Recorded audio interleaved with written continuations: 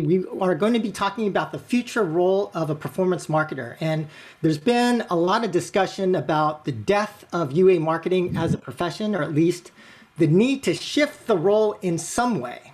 And so with us to talk about this, I would say three of the smartest folks in the performance marketing industry today. First, we have Conrad McGee-Stocks, Director of Growth at Yukon Games. We also have Nebo Radovich. And I think this is a new announcement, right, Nebo? Director of User Acquisition at Zynga. Congrats on the new role. And of course, the Brian Sapp, SVP of UA and Ads at Jam City. And so we're a little bit short on time, so I'll leave it to the audience to click through their bios. You can get that from the event page, and you can find out more about these guys. You definitely want to check out these guys' backgrounds, but just jumping right into the discussion, the first question I have is really around what's happening in the industry today. And so we've got kind of like three major themes impacting the UA profession. And one common theme that's been playing out over the past few years has been the rise of machine learning applied to advertising, and functionality that used to sit on the buyer side within the studio now getting pulled into the black boxes of, let's say, Facebook and Google's buy-side platforms. And so when we talk about UA team control levers like bid and budget, targeting, creatives, the first two were sucked up by Facebook and Google. And increasingly, even creatives, there's efforts to automate that part. Secondly, we have the rise of automation and the ability for tools to take on a lot of the job of marketers that beforehand was done manually. And third, we have a transition to a more privacy-focused data handling where tracking and optimization will become harder and more inaccurate. So first question to our panel, do you guys agree with these themes? And what do you think the impacts of these themes will be to UA marketing teams and just UA generally? And maybe starting with you, Brian? Well, I mean, I think UA is dead, right? Didn't we all agree on that? Died a while ago. But we're not supposed to tell people that because, I don't actually want to do my job, No, I mean, I think automation's been coming for a while. UAC started it, kicked it off. And at first, I think the whole industry threw up their fists, what the hell is going on? Why'd you take my targeting away? And now UAC is a very effective channel at scale. And now Facebook's kind of following suit with AAA. But I think that's at the network level. I think the bigger discussion is how is automation handling above the network level? And that's where we're seeing inroads already. Most everyone here, and there's a lot of great people listening, I think we all started with day 7, day 1 ROAS as our optimization target. And that was because humans can only handle so much cognitive load, right? And that was a great metric for balancing CPI and RP, across campaigns, across channels. But inevitably, automation will be coming along for most companies. And the reason being, it can just simply take in way more signals than a human can. So, it'll be able to take into account CPM, RP, payer percentage, risk, scale, across hundreds of campaigns and across multiple games. So it's definitely here in some respects and coming and will continue to evolve. But that said, it changes the way that the role is happening at a daily in terms of tasks. But it doesn't change the importance of the role. And I can go kind of on further about what I think is going to happen there, but and I know we have more questions about it, but yeah, I mean, I agree, automation's here. I think it will change how the role is being done, but I don't think it's going to remove the necessity of the role by any means. And in fact, I think in some respects it could make the role more important. Conrad, what do you think? Yeah, for sure. I mean, I at core, I like this whole oh, it's dead. I feel did writers die with blog publishing or short form content or anything else? So, I mean, some of the arguments I think are semantic, but yeah, I mean, it's pretty hard not to disagree. I think the most obvious impacts are teams get smaller and the talent bar raises. I think there's no way around that. I think that, so obviously I'm sure we'll get into it later, but click-based attribution is on its deathbed.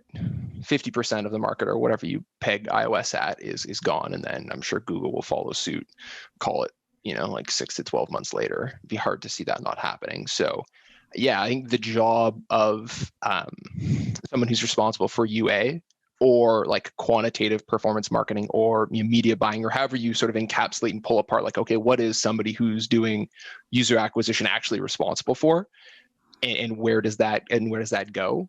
But I think yeah, a high level, yeah, definitely agree. All right, so it kind of sounds like what I'm hearing is like, I mean, regardless of whether there's automation or not, Brian, what you're saying is like the role is still very critical, very important. Conrad, you're saying maybe the role shifts in some way. And Nebo, what's your take?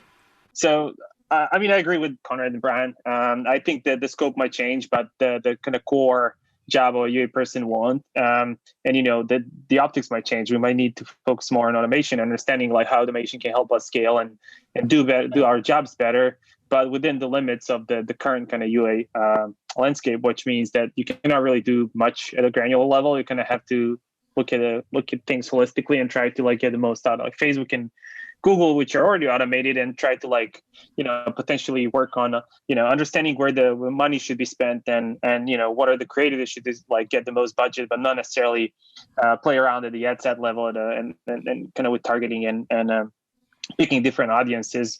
In terms of like one thing that came like one thing that's going to be kind of a pretty dominant topic in the months to come is also like understanding attribution in the new world, like post IDFA world, building custom attribution models, understanding how to do incrementality properly, and lift studies, and how to combine all these different sources of data like SKAd network, first party data, attribution provider data to kind of build a reasonable attribution model.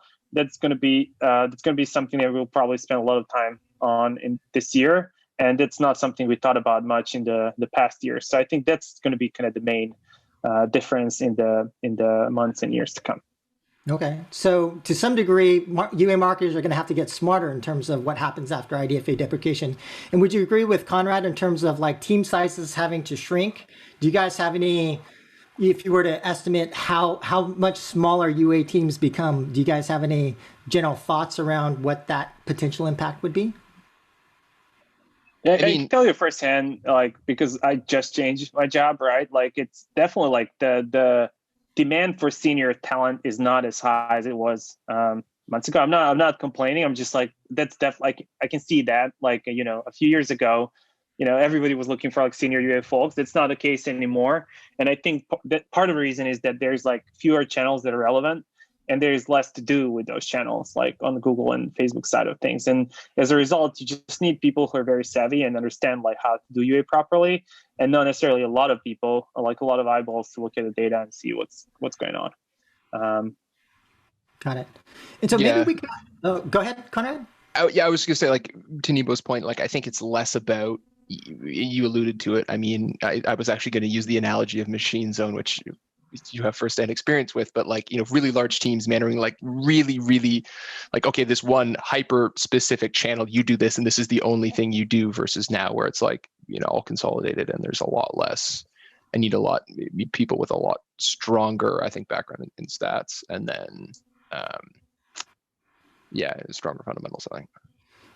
Okay, and so maybe we can now expand a little bit on this aspect in terms of the UA role, as far as like, as the role shifts, how will marketing teams and marketers themselves have to change in order to be successful? Nebo, you mentioned, having to understand how to adapt in a post-IDFA deprecation world. But Nebo, you also have a framework, I believe you call it like data plus, brand plus, or broad product plus, meaning that as for UA marketers, that they're probably going to have to specialize in one of these different areas. And so could you actually talk about, kind of that framework that you have in your plus model? And then Conrad and Brian, it'd be great to hear from you guys as well in terms of, if you are a UA marketer, to remain relevant and to be able to, have the skills you would need to be able to be competitive in the future, how should marketers be thinking in terms of developing their skills so that they are relevant? But maybe starting with you, Nebo, in terms of your plus model. Yeah, that was one of those things we mentioned in one of the podcasts, and became a thing. Yeah, so I think because there's this concept of like T-shaped personalities, when you're like specialized in something, then you want to specialize something that to broaden your knowledge, just to become like super an expert in something super specific. So I think that a similar thing will happen on the UA front, because there's not a lot of depth that you can gain on the media buying front, and that's why you kind of have to expand to like different kind of areas, or expand your knowledge and learn more about some other specific things such as data, brand, or brand advertising, or product.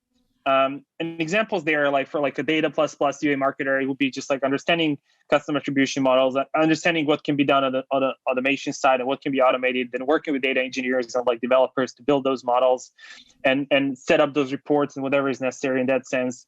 Brand plus, there's a chance that UA, the way we do UA currently won't be as efficient in the months to come, because simply we won't be able to track it properly, which means that we'll have to expand, like to try more channels like TV advertising and out-of-home advertising, and we'll need to learn how to measure it properly. I mean, some companies like did a lot of work on that front. Most of other like gaming advertisers didn't, which means that there's probably room for like brand plus UA folks who will just understand brand performance and how to measure properly. And the last one, it's basically product plus, just people who understand what can be done on the product side, and how product and UA teams can kind of work together to improve the likeliness for success for like new products. An example of that would be just like understanding conversion value, and like what are the things that the product teams need to do on their end to get the most out of the conversion value, and just to improve the likeliness of success on the UA front. It doesn't have to be just these three things, but there's definitely going to be some additional work in the areas that are not so common to folks right now, and I think that's one way of like looking at the future. Got it. Conrad, what do you think? Yeah. So from a team perspective, I think largely, I mean, it's kind of not going to be spicy if we all agree with one another. So I'm trying to be as adversarial as I can, but it's hard. The one thing that I would say though is that the brand, so it sounds like Nebo, what you're calling brand plus is like you just have an understanding of like traditional media measurement, media mix models, and that like traditional brand buying. In my mind, I kind of roll that into like you're heavy on the data side. You are, whether it's either slanting towards like someone who's on like the data eng side, or really heavy on the stats and the analyst side, and would sort of be at home in that kind of role, where it's less about business impact, but you just understand like all of the really complex systems that go into powering, beyond just like basic attribution, but the flow of data are like the BI systems that you use and how those drive the decisions. And then on the other side of that, I think, which is like not the polar opposite, but you have like the sort of storyteller, creative sort, that in my mind would be more the brand marketer on the communication side.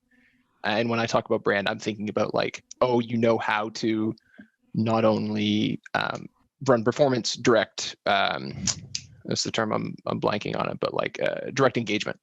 But you can also buy impressions that serve a higher purpose, and you can establish a brand and something that people see and like, oh, that has value, not just like, pull the pin kind of clickbait stuff. And then there's that. And I think that's probably going to be more important, or at least that's my argument, that it'll be more important. But largely, I definitely agree. All right. Brian? Well, I mean, I think historically there are three major functions to marketing that kind of stayed in their lanes. It's product marketing, it's focused on like audience segment, market opportunity, audience motivation, and then they kind of fed that information into creative, and creative would just build their creative and try to make the best looking creative. And then you had media buying. And so I think what's happening is like the future of the marketing role is all three of those things are really converging into one role. And the reason I think all three of those need to understand the other disciplines. So product marketing needs to understand the creative KPIs that they're trying to hit.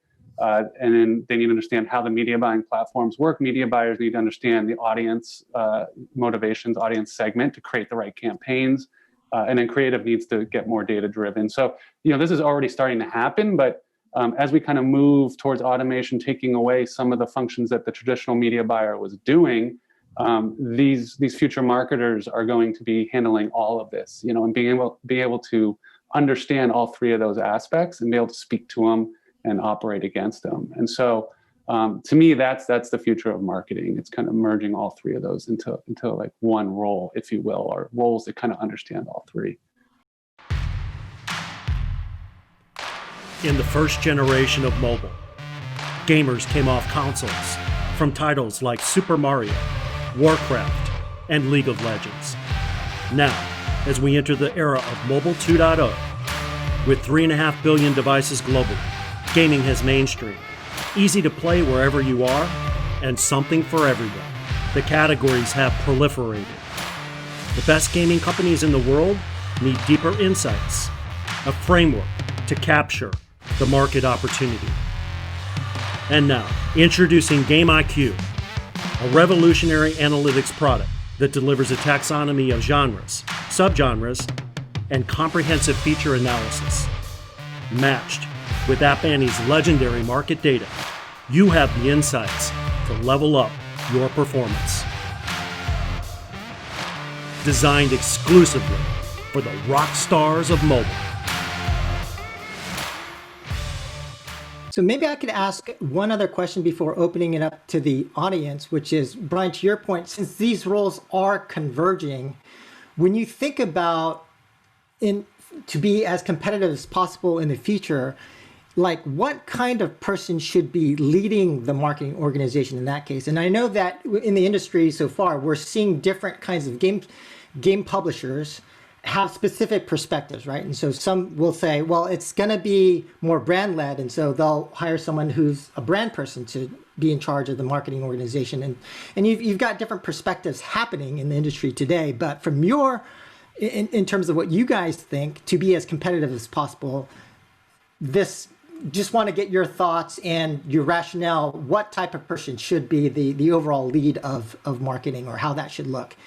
And Brian, maybe we should start with you. Is ginger an appropriate answer, or? I mean, I'm not going to say brand can't lead marketing. I think whether it's performance or brand, you have to have left and right brain thinking. You have to be able to build creative that's memorable, that stands out in the competitive market. That's incredibly important. At the same time, you have to understand performance data and what really moves the levers to scale a business. So I do believe most of the future CMOs are going to come from the performance side, but I think there are brand talented people that understand the performance side that can also execute on that role. And it really speaks to the marketing role merging across all three of those disciplines. You really have to understand all three of those disciplines really well to be a CMO, in my opinion. Got it. Conrad? Yeah, I think that, like if you step away from the like, oh, are they predominantly brand or performance? You just say like, okay, what are the characteristics?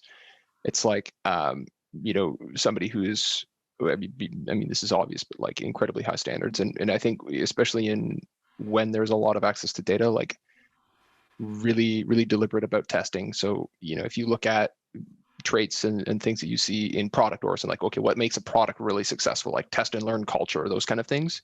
I think you see, in the marketing orgs, both now and going forward, you see people who look like they would be just as at home in a product org as they would a marketing org.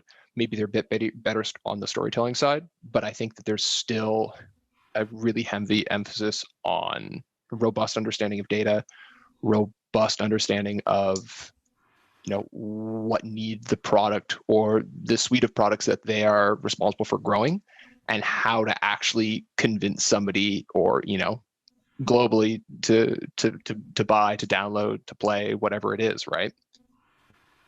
Got it.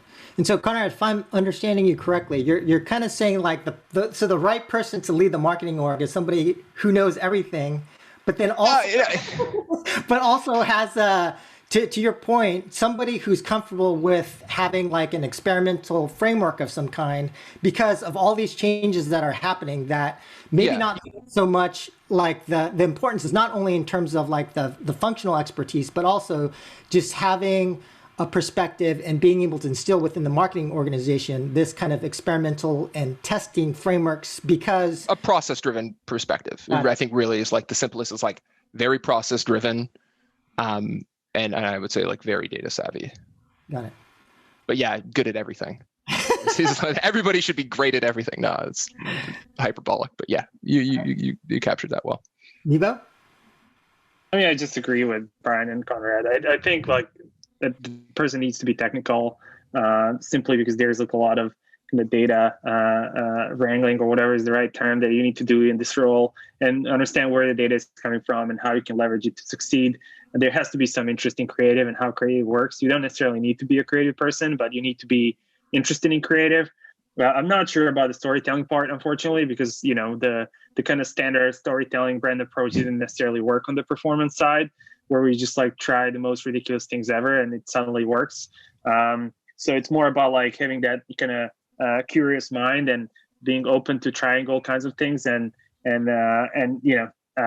helping the team kind of nurture that kind of mindset or approach. I think that will help a lot. But the problem with most of these kind of, whenever we're looking for the right leader, it's like we're usually looking for unicorns, and the reality is those people don't necessarily exist. Having someone who's really good at creative, really good at product, and really good at UA, so you kind of have to satisfy with like two of those. And I believe like most of the leaders in the future will just be really good at two of those things, not all three of them necessarily. And they have to be ginger, obviously. Hey, hold on, I've got one question, Nebo. So if we're talking about the marketing org, is the creative component, so like the teams that are responsible for producing creative, is that being viewed as part of that, or do you feel like that sits sort of adjacent, like that rolls up in a totally separate sort of creative infrastructure? Or are you I viewing think it's part of that.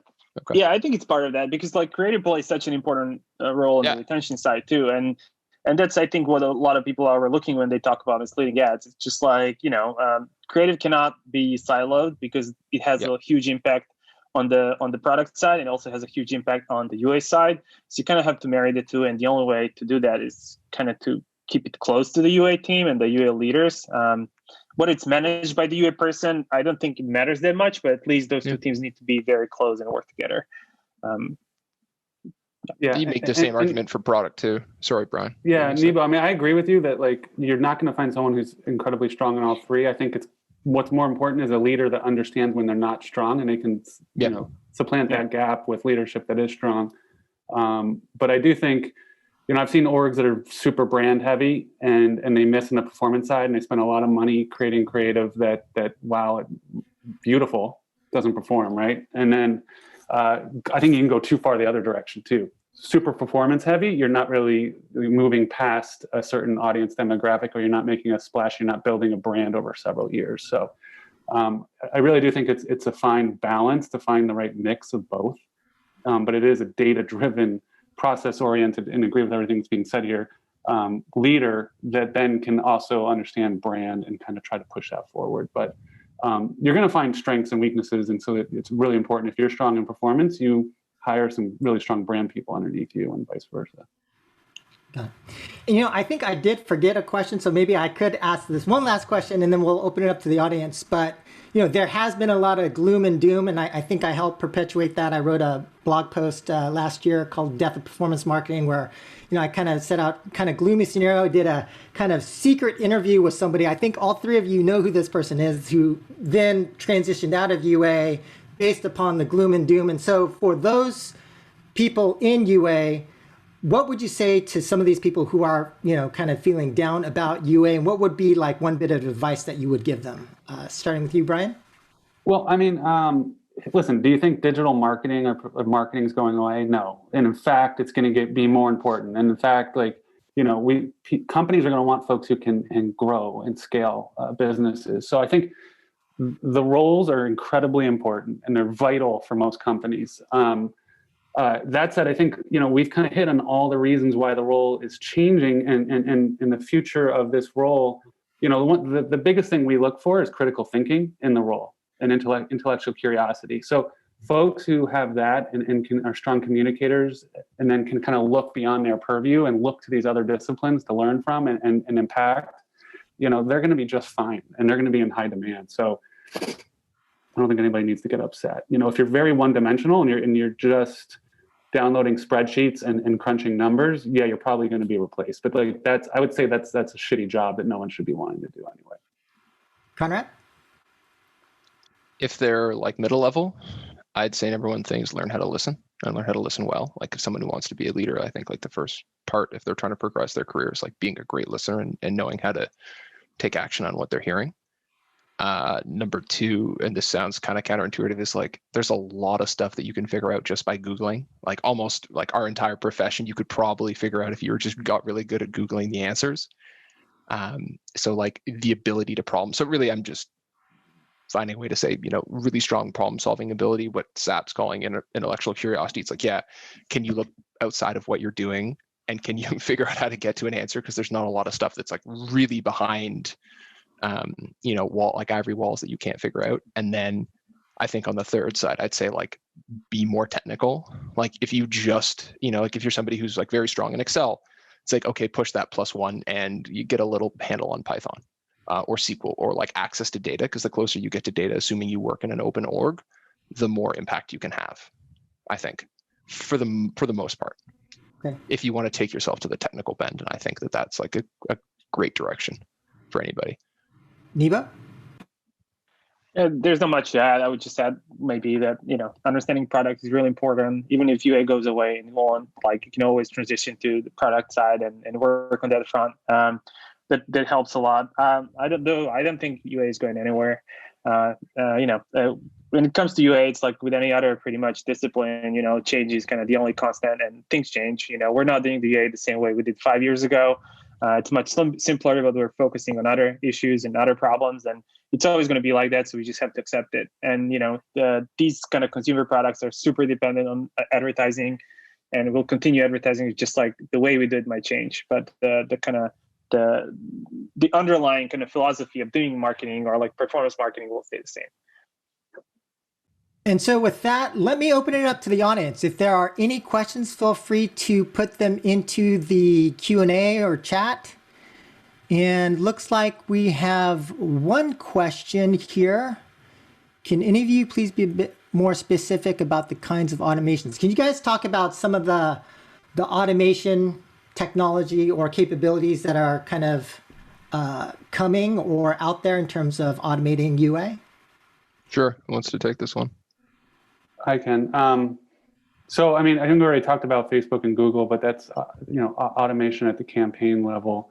A step above that would be automating bids and budgets across campaigns, which, both those platforms don't really offer. And then a step above that, I'm kind of going from simplest to harder, would be budgets across channels and games. And that's something that most teams would probably start building in-house. And then above that would be campaign creation, which gets a lot harder. And this is where I think, media buyers having a good understanding of product marketing really can kind of feed the right information into automation, which is like campaigns. And then automation can help grow that. And then a step above that would be creative to some extent. And what I mean by creative is creative testing, creative purging, creative refresh. Again, a lot harder. And then building creative, which I think when we hit that, and if we ever hit that, we've probably fully arrived at like a self-driving car of some sorts. But there's different steps to automation, and we're still in an infancy right now. So we're nowhere near like the last step of actually having creative built and performing across multiple channels. Okay. And even if you look at like just speaking to the creative piece, because I think there's even like little things that are like 50% automated. So it's like, okay, you take your standard UA video or different types of the tons of formats you start to see equals so you have a bunch of intros and you have transitions in them that are all the same, and then you just can pretty easily stitch together videos with any scripting language like Python. You could pipe that into Facebook, automate the results, and then feed those into your learnings and then drive more creative production. So like half automating that, like that's a simple, what I'd call like half step automation that I think you're already seeing like some teams employ. Got it. So we can just add one more level, which is kind of portfolio management. Like you can do the same thing across the entire portfolio of games. I think that's going to be really interesting for like studios that have a lot of games, just to like understand which campaigns at a kind of company level perform the best and which campaigns are going to yield the shortest payback. That's going to be really interesting, I think, for a lot, because like a lot of automation cannot be done at the ad set level, as Brian mentioned. It makes sense potentially to do kind of budget planning and optimization at the campaign level across the entire portfolio. That's one thing that you can automate and just improve the success of overall your efforts. Okay, next question is from Josh Rubenstein. I hear some strong opinions that since the AI is starting to commoditize targeting within a platform, it's going to be shifting more back to know who in order to find advantage through connections and negotiating deals with alt platforms, etc. How about networking plus plus? Any value to that angle? Like direct deals? Or just on the BD side, sounds like. Right. Sounds like, yeah, negotiating deals with alternative platforms. Josh, do you have any examples of alternative platforms that you're thinking about?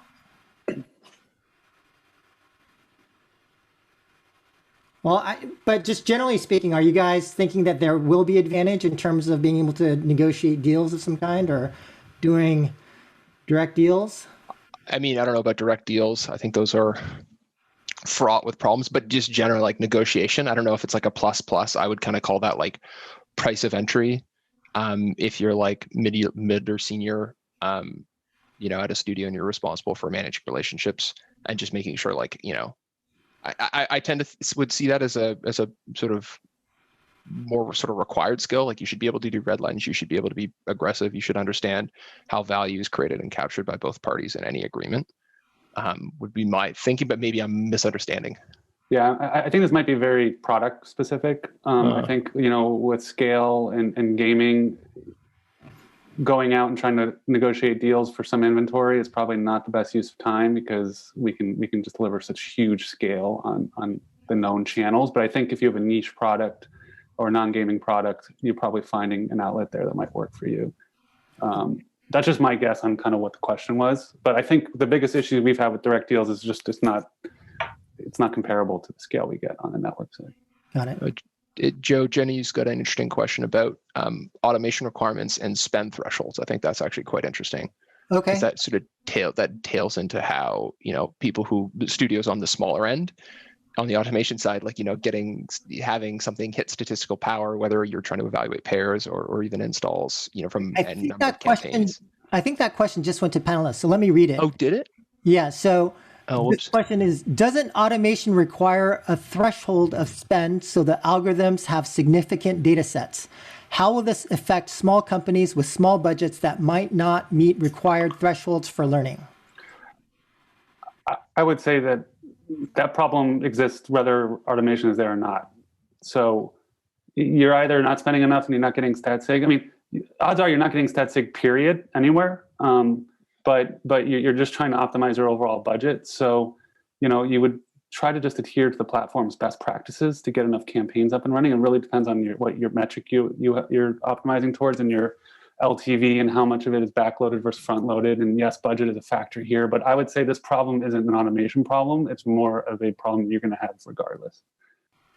And if you're only spending a little bit of money, you're probably not hitting stat sig on anything anyway. And you're just saving budget, but not really getting anything going for the machine learning to learn, especially on Facebook and Google.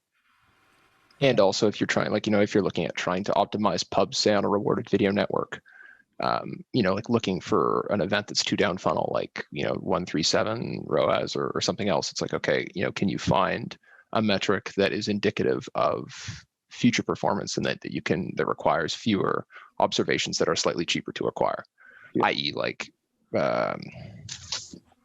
Day one retention versus actually looking for spenders, because then spenders there's 2 conversion points, right? Yeah. And I think going back to I think there's a lot of human bias here. Okay, fine. What's a small budget for every campaign that you think is right? And that's different from buyer to buyer. So I think actually automation would help you kind of remove human bias in this decision-making. Otherwise it's really up to the human, and there's just inherent bias with that. Okay, so we have a next question from Ray Saloom. What's up, Ray? For these areas of expertise needed to be successful in UA, how much is teachable to someone with basic knowledge of the space with a great analytical mind? How easy is it to mold someone for this role? 100%. As long as somebody's numerically savvy, I think. I think it goes back to the soft skills, you want the data skills, but then more important is the soft skills around eagerness to learn, critical thinking. You can learn anything. Got it. And there's some kind of general business knowledge that's necessary. I mean, I'm seeing like an issue with data savvy people is that they don't necessarily understand some things such as, like addressable market and whether a product is, accessible, whether like what's the difference between a casual and a hardcore game, and why like those things have like such a huge impact on the way your campaigns perform. That's something you have to teach them. But the data part is definitely important. That's a good point. Okay. We have a question from Omar. Omar, you have a question about IDFA deprecation and tools to measure. I think maybe we can save that for the final panel, where I think they'll be addressing some of that. So next question, anonymous question. So hopefully this one will be spicy. Let's see. Given these changes in skill sets in UA, it sounds like UA should report into product. Product managers generally have to be data-driven, understand creative, and understand product. If UA needs to learn all of these skills more deeply, why wouldn't they just report into product, or why not train product managers in UA? What do you guys think? I think there's limited time, so one, I think it depends on the org and how the org is set up and how many products you have, right? But two, I could argue that product should be really focused on making the product better and building features that increase the LTV, and UA should be very focused on growth and on making sure that the budget makes sense. And so if you're asking to split the product team into over two different things that takes resources away from making the product better, I think that's detrimental to the whole business. But this can change by category, right? So I think there are products where the growth really aligns with the product, and especially in non-gaming. So I think this is industry specific and definitely company specific. Got it. Okay, so maybe we could take, actually, a lot of these other questions that are coming up, I think will likely be relevant in the last panel in terms of what's going to happen with Google, how will the industry change with iOS 14. We're going to be hitting some of that. And for the existing panelists, if you guys stick around for that, maybe we can open it up to you guys as well. But with that, maybe I can turn it over to Josh. Josh, are you around? Do you want to? And so maybe, so Brian, Conrad, Nebo, thank you very much for joining us on this panel. If you guys could mute and turn off your video, and Josh, I'll go ahead and turn it over to you.